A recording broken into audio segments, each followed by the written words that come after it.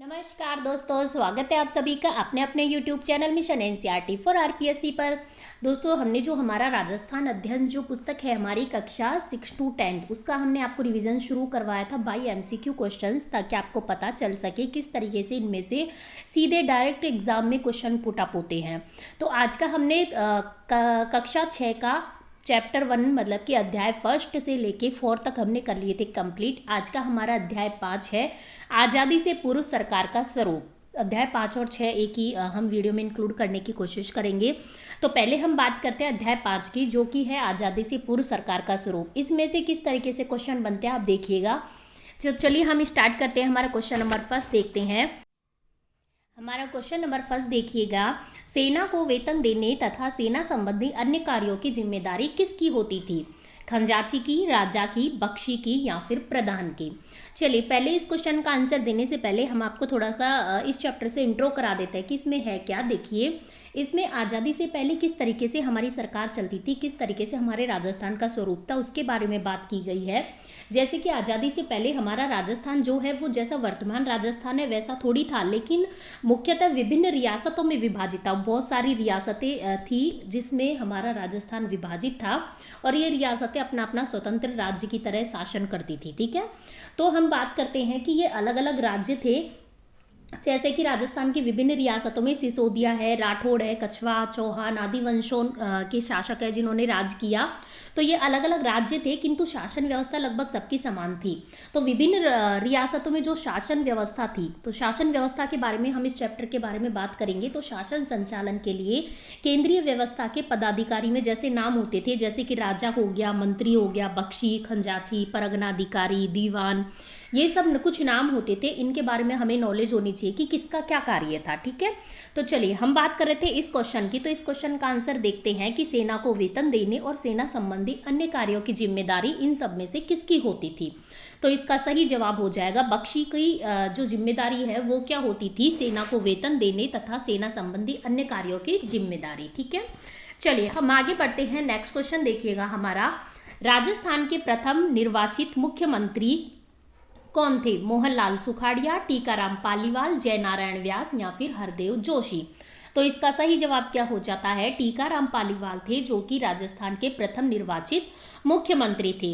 हम आगे आपको बताएंगे कि राजस्थान के प्रथम विधानसभा के जो चुनाव हुए थे वो कौन से थे और जिसमें निर्वाचित मुख्यमंत्री बनाए गए टीकाराम पालीवाल जो हमारे निर्वाचित मुख्यमंत्री थे। आगे हम बात करते हैं नेक्स्ट क्वेश्चन की। देखिएगा, सेना का प्रमुख क्या कहलाता था? दीवान, बख्शी, खंजाची या फिर परगना अधिकारी? तो इसका सही जवाब हो जाता है जो सेना का प्रमुख होता था वो क्या कहलाता था फ्रेंड्स? दीवान कहलाता था। मतलब कि जो मंत्री होता था, तो राजा अपने शासन कार्यों में सहायता हेतु मंत्रियों की नियुक्ति करते थे और प्रमुख मंत्री को उसमें क्या कहा जाता था? दीवान कहा जाता था। बहुत सारे मंत्रियों में जो प्रमुख मंत्री होता था, जैसे कि जिसे प्रधानमंत्री कह सकते हैं या फिर प्रमुख मंत्री कह सकते हैं, वो कौन कहलाता था? उसका कहलाता था दीवान। ठीक है, आपको ये याद रखना है। और राजा समय समय इनसे मंत्रणा करके राज्य कार्य की जो जटिल समस्याएं होती थी उनको सुलझाने का काम करते थे। आगे हम बढ़ते हैं नेक्स्ट क्वेश्चन की तरफ। देखिएगा, बचत को सुरक्षित कर राजकोष में वृद्धि करना ये किसका कार्य था? बख्शी का, खंजाची का, राजा का या फिर दीवान का? तो इसका सही जवाब हो जाता है खंजाची का। देखिए, खंजाची का क्या काम होता था? आमदनी और खर्च के हिसाब को संतुलित करता था। जो आमदनी होती थी, भाई इतनी आमदनी हुई है और इतना हमारा खर्च हुआ है इस बार। ठीक है, तो उनके जो हिसाब होता था उसको संतुलित करता था और बचत जो होती थी उसको सुरक्षित करके राजकोष में वृद्धि करना ही किसका काम था? खंजाची का काम था।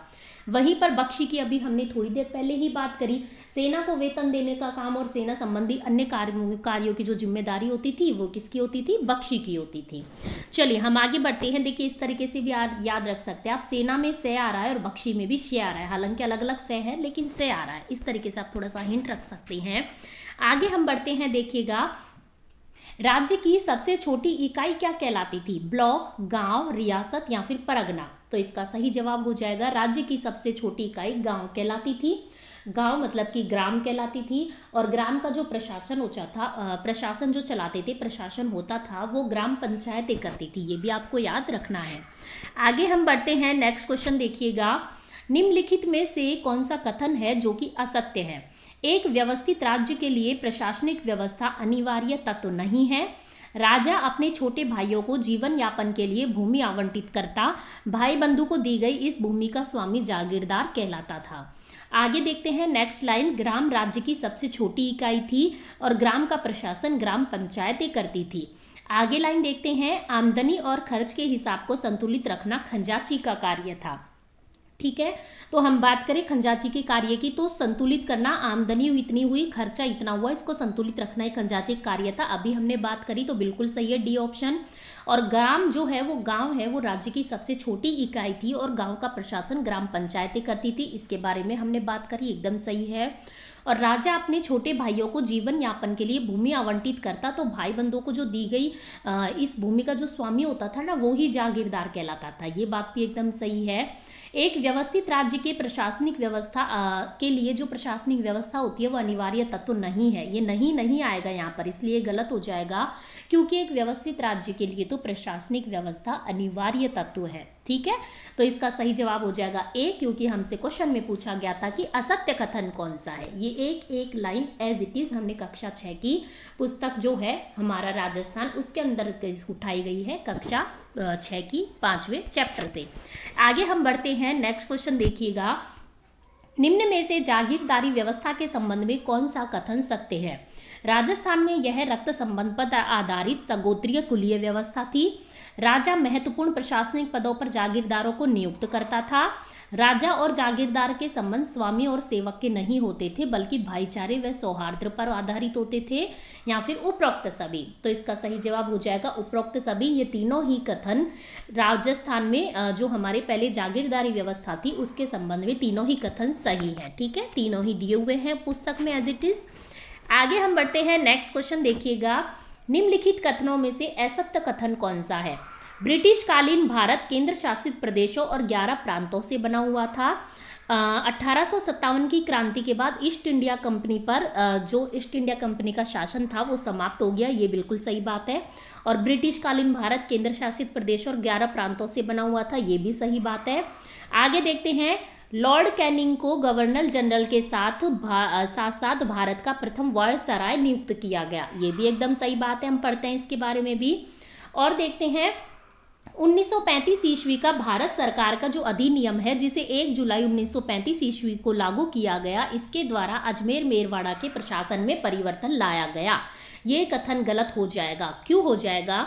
क्योंकि देखिए 1935 ईस्वी का भारत सरकार का अधिनियम, जिसे लागू करने की जो तिथि है ना, ये गलत दी हुई है इसमें, क्योंकि ये लागू कब हुआ था? ये हुआ था 1 अप्रैल 1937। 35 नहीं आएगा, 1937 आएगा। 1 जुलाई ना होकर 1 अप्रैल आएगा, मतलब कि देखिए 1 अप्रैल 1937 इसका सही जवाब होगा। तो सही जवाब इसका डी हो जाएगा। हमसे असत्य कथन की पहचान की गई थी, इसमें करवाने को कहा गया। आगे हम बात करते हैं, नेक्स्ट क्वेश्चन देखिएगा, राजस्थान की प्रथम विधानसभा के लिए जो सर्वप्रथम चुनाव हुए थे वो कब हुए? 1947 में, 1950 में, 1954 में, या फिर 1952 में? तो इसका सही जवाब हो जाता है 1952 में राजस्थान की प्रथम विधानसभा के लिए चुनाव हुए थे, और देश की आज़ादी के बाद ही, क्योंकि राजस्थान की जो एकीकरण की प्रक्रिया है ना वो प्रारंभ हुई थी। और बात करें, टीकाराम पालीवाल प्रथम निर्वाचित मुख्यमंत्री बने जिसमें। आगे हम बात करें नेक्स्ट क्वेश्चन की, देखिएगा, निम्नलिखित हमें स्तंभ दिए हुए हैं, हमें इनमें से बेमेल छांटना है। ये एज इट इज क्वेश्चन दिया हुआ है 6th क्लास की बुक में। तो ग्राम क्या होती थी? राज्य की सबसे छोटी इकाई, बिल्कुल सही है। मनसबदारी की बात करें तो मुगल कालीन प्रशासनिक व्यवस्था, बिल्कुल सही बात है। मुगल कालीन जो प्रशासनिक व्यवस्था होती थी वो क्या कहलाती थी? मनसबदारी कहलाती थी, आपको याद रखना है। ठीक है, मुगल काल में प्रचलित एक प्रशासनिक प्रणाली है मनसबदारी। जागीर पट्टा की बात करें तो वह पत्र जिसमें एक शासक द्वारा प्रदान की गई जागीर का उल्लेख होता था। तो ये भी एकदम सही बात है कि वह पत्र जागीर पट्टा कहलाता था, जिसमें शासक द्वारा प्रदान की गई जागीर का उल्लेख होता था। बात करें हम परगना अधिकारी, तो सेना को वेतन देने वाला परगना अधिकारी नहीं होता था। सेना को वेतन देने का कार्य तो किसका होता था? बख्शी का होता था। परगना अधिकारी कौन होता था? जैसे राज्य है तो राज्य क्या होता था? बहुत सारे परगनों में विभाजित होता था। ठीक है, तो बहुत सारे परगनों में विभाजित होता था, तथा परगने में जो शांति व्यवस्था बनाए रखने का काम होता था वो किसका काम होता था? परगना अधिकारी का होता था। तो सेना को वेतन देने वाला परगनाधिकारी नहीं होता था, शांति व्यवस्था बनाए रखने वाला होता था। सेना को वेतन देना और सेना संबंधी अन्य कार्यों की जिम्मेदारी किसकी होती थी? बख्शी की। अभी हमने आपको बताया था, ठीक है, बख्शी की होती थी। चलिए हम आगे बढ़ते हैं। तो इसका डी जवाब सही हो जाएगा, क्योंकि हमें बेमेल स्तंभ को इसमें से पहचानना था। आगे हम बढ़ते हैं। चलिए हमारे क्वेश्चन कंप्लीट हो गए हैं आज के क्लास 6 का, जो हमने 5th। अब हम देखते हैं चैप्टर नंबर 6, मतलब कि अध्याय 6, राजस्थान का भौतिक स्वरूप। ठीक है, इसके देखते हैं, इसके क्वेश्चन हर एग्जाम में आते हैं, बहुत इंपॉर्टेंट चैप्टर है। चलिए हम स्टार्ट करते हैं। पहले के 2 क्वेश्चन वो है जो कि चैप्टर के लास्ट में दिए हुए होते हैं। हर वीडियो के अंदर पहले 2 क्वेश्चन हमने वो डाले हैं जो लास्ट में दिए हुए हैं। ठीक है, तो चलिए हम स्टार्ट करते हैं। देखिएगा, निम्नलिखित में से कौन सा भौतिक प्रदेश राजस्थान में स्थित नहीं है? हमसे नहीं का पूछा गया है। तो ऑप्शन देखते हैं। अरावली पर्वत, ये तो है। पूर्वी मैदान, ये भी है। थार मरुस्थल, ये भी है। लेकिन हिमालय पर्वत हमारे राजस्थान में नहीं है। ठीक है, तो इसका सही ऑप्शन हो जाएगा डी। आगे हम देखते हैं नेक्स्ट क्वेश्चन। नेक्स्ट हमारा क्वेश्चन देखिएगा, अरावली पर्वतमाला की सबसे ऊंची चोटी कौन सी है? गुरु शिखर, एवरेस्ट, जरगाजी या फिर कंचनजंगा? तो इसका सही जवाब क्या हो जाएगा? गुरु शिखर है जो अरावली पर्वतमाला की सबसे ऊंची चोटी है। एंड इसकी जो ऊंचाई है वो कितनी है? 1722 मीटर लगभग है। ठीक है, आगे हम बढ़ते हैं। नेक्स्ट क्वेश्चन देखिएगा, भू संरचना के आधार पर राजस्थान को कितने भौतिक प्रदेशों में बांटा गया है? 3, 4, 5 या फिर 7? तो इसका सही जवाब क्या हो जाएगा? 4 भौतिक प्रदेशों में भू संरचना के आधार पर राजस्थान को बांटा गया है। चारों के नाम क्या क्या है? एक है थार मरुस्थल, दूसरा है अरावली पर्वत, तीसरा है पूर्वी मैदान, चौथा है दक्षिणी पूर्वी पठार। जैसे कि हम राजस्थान की मैप की इस तरीके से बात करें तो ठीक है, तो इसमें क्या आता है? पहले थार मरुस्थल आता है, इधर की तरफ थार मरुस्थल आ जाता है, बीच से इसके मध्य में से अरावली पर्वतमाला आ जाती है, और इधर की तरफ देखें तो पूर्वी मैदान आ जाता है पूरा। ठीक है, और यदि हम इधर की तरफ देखें तो ये क्या आ जाता है? पूरा हाड़ौती प्रदेश, मतलब कि जिसे हम कहते हैं दक्षिणी पूर्वी पठार आ जाता है, जिसके अंदर हाड़ौती प्रदेश भी शामिल है हमारा। आगे हम बढ़ते हैं। नेक्स्ट क्वेश्चन देखिएगा, थार मरुस्थल राजस्थान के कितने प्रतिशत भूभाग पर फैला हुआ है? काफी बार रिपीट होने वाला क्वेश्चन है। 61%, 9%, 23% या फिर 7%? तो इसका सही जवाब क्या हो जाएगा? 61%। 61% क्षेत्रफल पर राजस्थान का थार मरुस्थल फैला हुआ है। यदि हम बात करें अरावली पर्वत की, तो 9% भाग पर कौन सा जो है प्रदेश फैला हुआ है? हमारे 4 भागों में से कौन सा भाग फैला हुआ है? अरावली पर्वत वाला। कौन से में? 9% भाग में फैला हुआ है। यदि हम बात करें पूर्वी मैदान की, तो पूर्वी मैदान लगभग 23% भाग पर पूर्वी मैदान फैला हुआ है।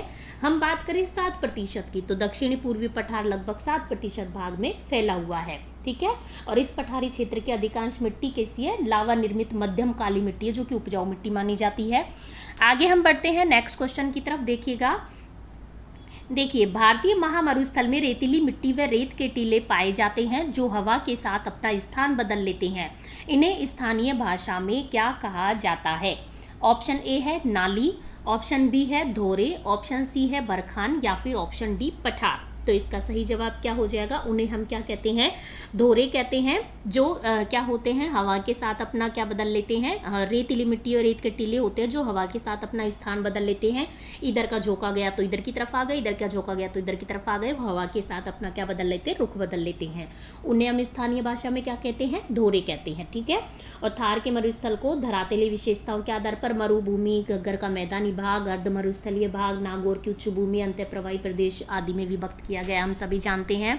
और हम बात करें धोरे की, तो जैसे बाड़मेर, जैसलमेर, बीकानेर में स्थित जो रेतीले मरुस्थल भारतीय भाग है, उसको तो हम भारतीय मान मरुस्थल कहते हैं, इसी में पाए जाते हैं धोरे। आगे हम बात करते हैं। नेक्स्ट क्वेश्चन देखिएगा, अरावली पर्वतमाला जो कि राज्य के 9% भाग पर फैली है, राजस्थान में यह किस दिशा की ओर विस्तृत है? दक्षिण पूर्व से उत्तर पश्चिम की ओर, उत्तर पूर्व से दक्षिण पश्चिम की ओर, उत्तर पश्चिम से पूर्व दक्षिण की ओर या फिर दक्षिण पश्चिम से उत्तर पूर्व की ओर? तो इसका सही जवाब क्या हो जाएगा? दक्षिण पश्चिम से उत्तर पूर्व की ओर अरावली पर्वतमाला हमारी विस्तृत है, 9% भाग पे लगभग। यदि हम बात करें इस तरीके से हमारे राजस्थान मैप की, ठीक है, तो ये तो हो गया पूर्व, ये उत्तर, ये पश्चिम, ये दक्षिण। तो हम बात करें अरावली पर्वतमाला की, तो ये दक्षिण और ये पश्चिम, तो दक्षिण पश्चिम से ये कहाँ की ओर विस्तृत है? ये है उत्तर पूर्व की ओर। ठीक है, जो कि दिल्ली की रायसीना पहाड़ियों तक विस्तृत है। आगे हम बात करते हैं नेक्स्ट क्वेश्चन की। तो देखिएगा, अरावली पर्वतमाला जो कि दक्षिण में गुजरात के खेड़ ब्रह्म से उत्तर में दिल्ली के रायसीना तक विस्तृत है, इसकी लंबाई कितनी है? 500 किलोमीटर, 550 किलोमीटर, 600 किलोमीटर या फिर 692 किलोमीटर। तो इसका सही जवाब क्या हो जाएगा? 692 किलोमीटर लगभग इसकी क्या है? लंबाई है किसकी? अरावली पर्वतमाला की, जो कि कहाँ तक, ये भी आपको याद रखना है, बहुत इंपॉर्टेंट है। गुजरात के खेड़ ब्रह्म से उत्तर में कहाँ तक है? दिल्ली की रायसीना में। दक्षिण में तो है गुजरात के खेड़ ब्रह्म से। जैसे हम फिर से राजस्थान मैप की बात करें तो यहाँ पर ये गुजरात से ही शुरू हो जाती है, खेड़ ब्रह्म से हमारे पूरे राजस्थान को क्रॉस करते हुए दिल्ली के रायसीना के पहाड़ियों तक विस्तृत है, जिसकी टोटल लंबाई कितनी है? 692 किलोमीटर है। आपको याद रखना है, बहुत इंपॉर्टेंट क्वेश्चन है, काफी बार आपने एग्जाम में देखा होगा। आगे देखते हैं, अरावली पर्वतमाला की सबसे ऊंची चोटी गुरु शिखर की ऊंचाई कितनी है? 1527 मीटर, 1700 मीटर, 1722 मीटर या फिर 1380 मीटर।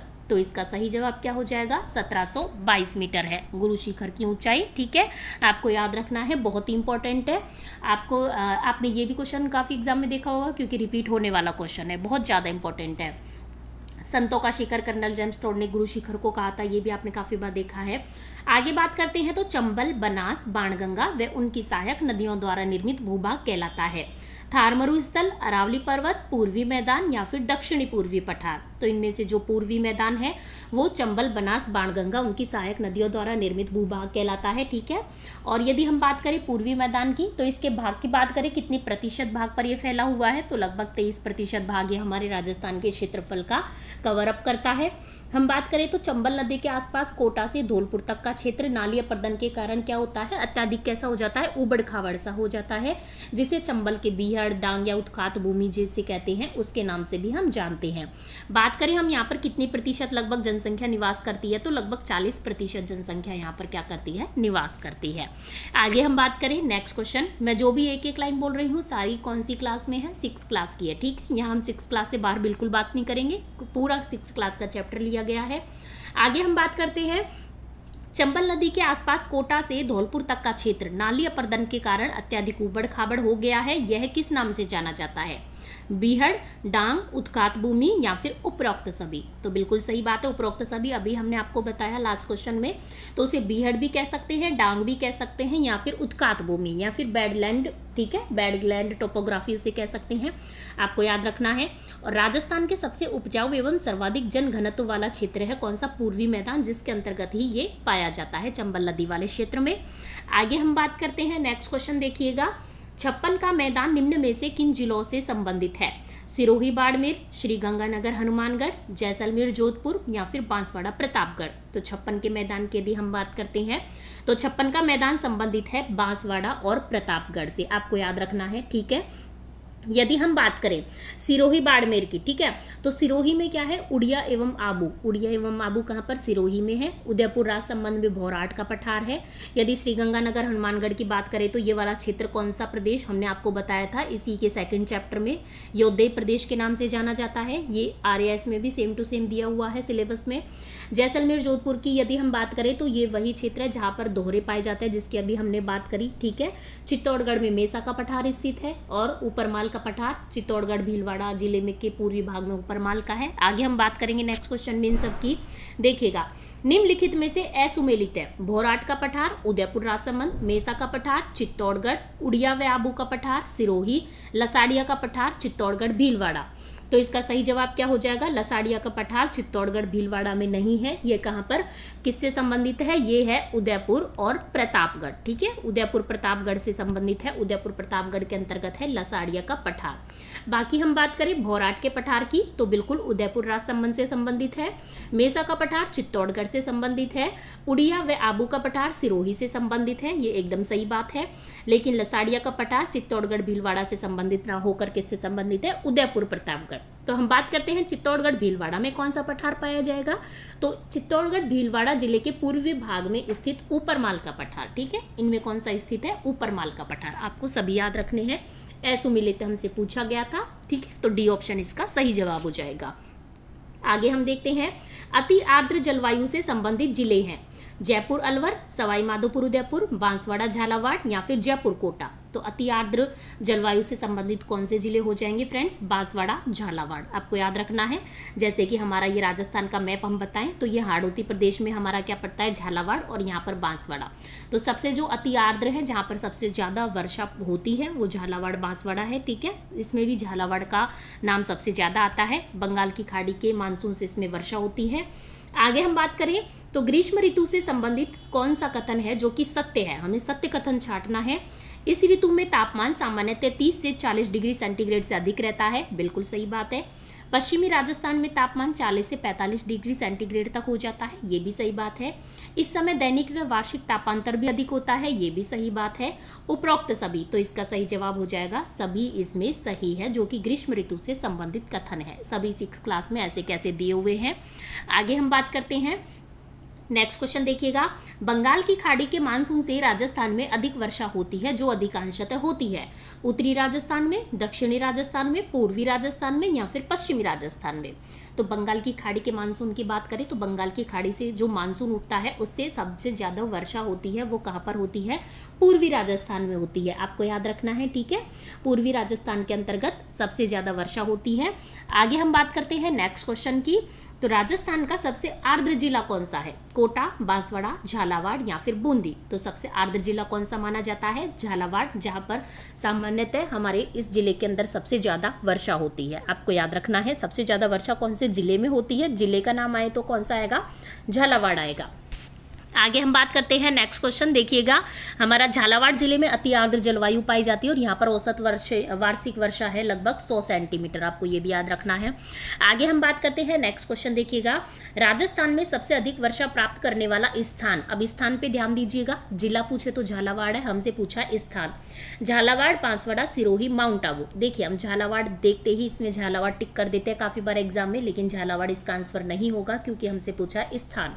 तो स्थान कौन सा हो जाएगा? माउंट आबू। सिरोही भी नहीं आएगा, माउंट आबू आएगा, ठीक है।